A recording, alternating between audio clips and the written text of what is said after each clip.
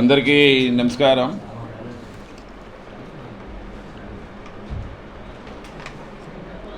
ఈ కూటమి ప్రభుత్వంలో అక్టోబర్ 22, 23 తేదీల్లో 9 మంది మత్స్యకారులు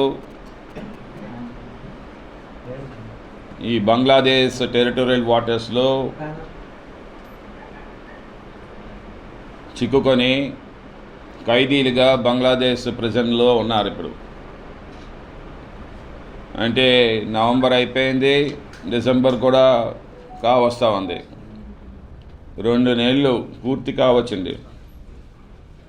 డబుల్ ఇంజన్ గవర్నెన్స్ అంటారు, కూటమి ప్రభుత్వం, ఎన్డీఏ ప్రభుత్వం. బట్ వాట్ హ్యాపెండ్ అని నేను ప్రశ్నిస్తా ఉన్నాను లోకేష్ సార్ని. Wear the diplomacy, diplomatic way of dealing ఉండాలి ఎప్పుడు కూడా.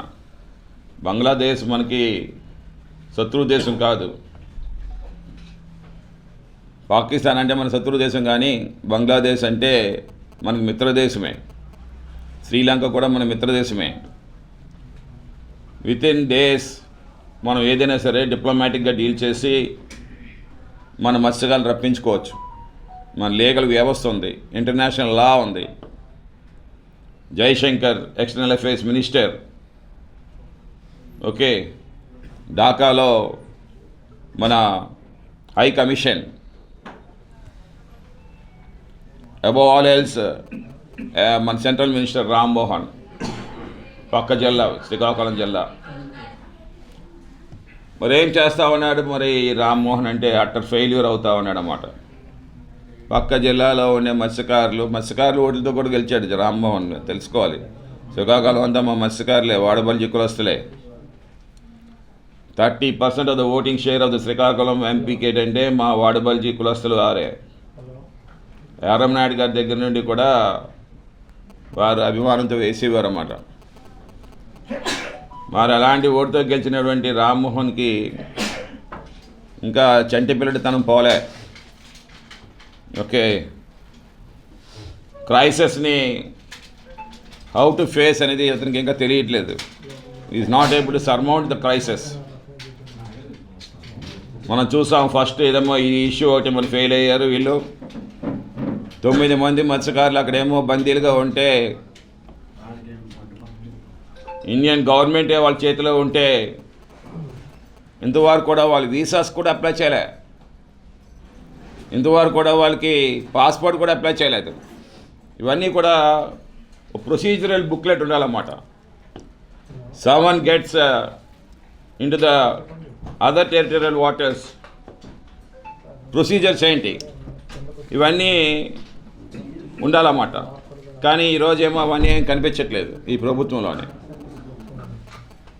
ఒక టీమ్ ఆఫ్ మెంబర్స్ని పంపించాలి ఈ పాటికే ఢాకాకి, పంపించి అక్కడ ప్రొసీజరల్ ప్రాసెస్ అంతా కూడా చేసి,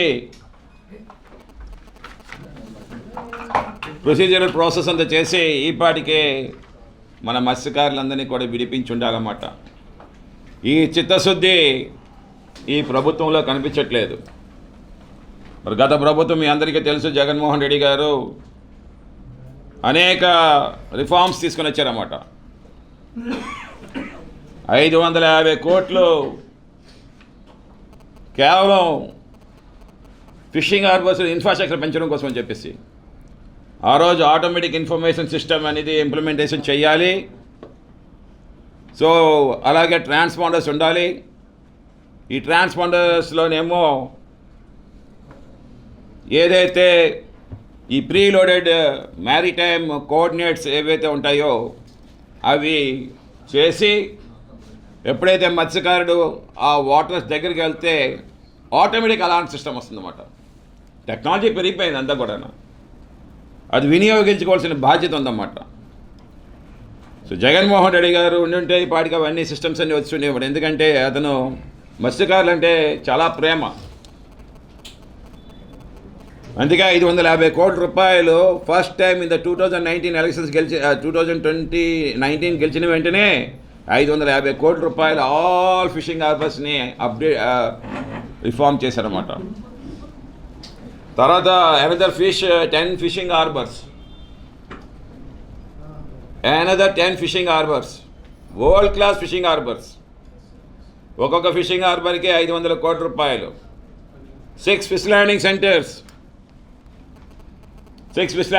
మొత్తం 3,800 కోట్ల రూపాయలు పెట్టి చేసే పనులన్నీ కూడా ఆల్మోస్ట్ 2023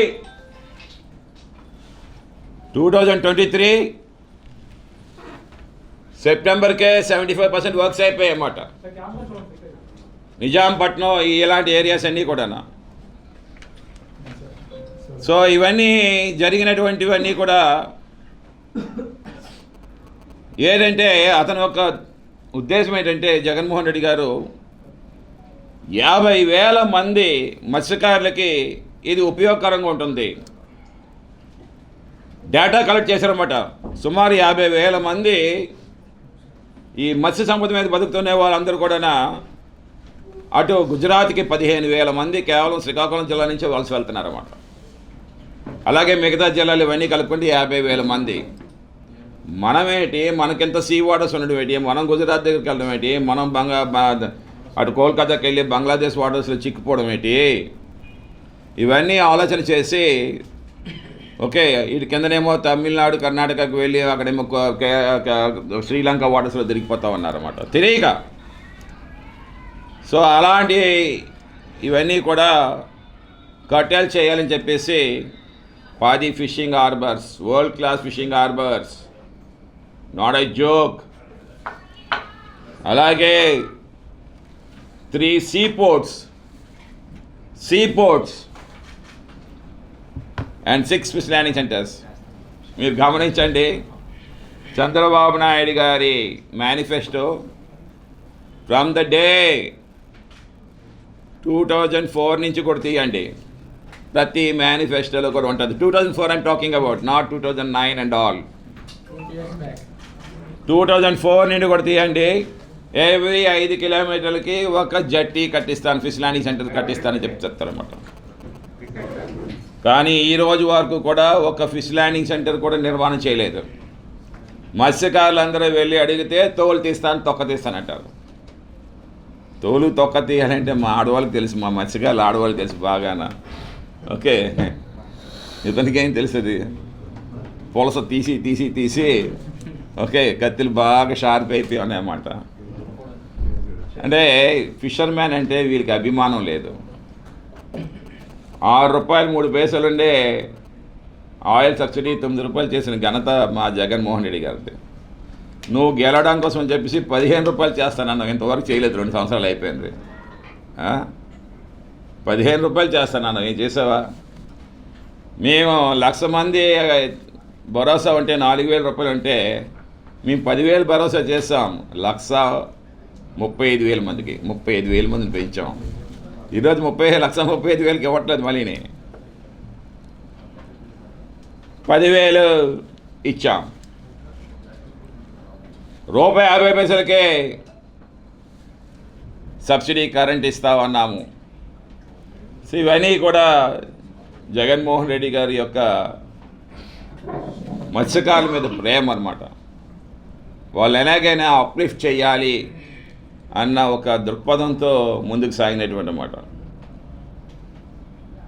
ఇప్పుడు ఈ ఫిషింగ్ హార్బర్స్ అన్నీ కూడా ఏవే నిర్మాణంలో ఉన్నాయో కోటంబీరు ప్రభుత్వం అవన్నీ కూడా ఆపేసింది. అంటే అవి ప్రైవేటైజ్ చేయాలని చెప్పి అనుకుంటుందేమో మరి. అవి ప్రైవేటైజ్ చేయాలని, మెడికల్ కాలేజీలో ప్రైవేటైజ్ చేయాలనుకుంటుందేమో మరి. పనులన్నీ ఆపేసింది. అప్పుడు ఇలాంటి ఈ బంగ్లాదేశ్ ఇలాంటి వాటర్స్లో మనం వెళ్తారా? మత్స్యకారులకు చదువు ఉన్నదా చెప్పండి? చదువు లేదు కదా. మరి అలాంటి చదువు లేని వాళ్ళకి కావాల్సింది ఏంటంటే మంచి ఇన్ఫ్రాస్ట్రక్చర్ ఇవ్వాలి. సో అలాగే ఆటోమేటిక్ ఇన్ఫర్మేషన్ సిస్టమ్ కూడా ఈరోజు ఇంప్లిమెంట్ చేసి ఏవైతే ఈ గూగుల్ కోఆర్డినేట్స్ ఉన్నాయో ఈ ట్రాన్స్పాండర్స్లో మ్యాప్ చేసి ఆ సిస్టమ్స్ అన్నీ కూడా ప్రతి మత్స్యకారుడు కూడా వేటకెళ్తున్న మత్స్యకారుడు ఏదైతే 1,35,000 మంది ఉన్నారో ఆ ట్రాన్స్పాండర్స్ వాళ్ళకి ఇస్తే ఆ వాటర్ దగ్గరికి ఇలా చేరుతున్న వెంటనే ఇమీడియట్గా అలారం మోగితే ఆటోమేటిక్ స్టాప్ అవుతారు. ఎందుకు ఈ రకంగా మమ్మల్ని ఇబ్బందికి గురి చేస్తా ఉన్నారు? దొరికేమే అనుకోండి, ఈరోజు వరకు కూడా రూపాయి ఇవ్వలేదు. పవన్ కళ్యాణ్ నిజంగా చెప్తా ఉన్నాడు, ఏం మాట్లాడతాడంటే నిజంగానా ప్రభుత్వంలో ఉండేప్పుడు ఒకలాగా, ప్రభుత్వంలో లేనప్పుడు ఒకలాగా. I don't understand what is stand, what is strategies. Okay, మత్స్యకారులు అంటే మరి ఈ రోజు వరకు ఏం తింటారు? పాపం గర్భిణీ స్త్రీ కూడా ఉందన్నమాట. గర్భిణీ స్త్రీ మీకు తెలుసో తెలీదు, ఒక గర్భిణీ స్త్రీ కూడా ఉందన్నమాట. పాపం ఆవిడ ఎంత ఆందోళన చెందుతా ఉందో, భర్త అక్కడ, భార్య ఇక్కడ. జగన్మోహన్ రెడ్డి గారు 20 మందిని ఇండియన్ పాకిస్తాన్ వాటర్స్ని వెళ్ళిన వాళ్ళని రప్పించడానికి, even though we're not the double engine system, but we made a diplomatics way by our Mithun Reddy and Y V Subbareddy garu. వీళ్ళందరూ కూడా చాలా చక్కగా డీల్ చేసి ఆ వాటర్స్ని విడిపించి అక్కడి నుంచి ఫ్లైట్ వేసి ఇమీడియట్గా they brought to the Vijayawada.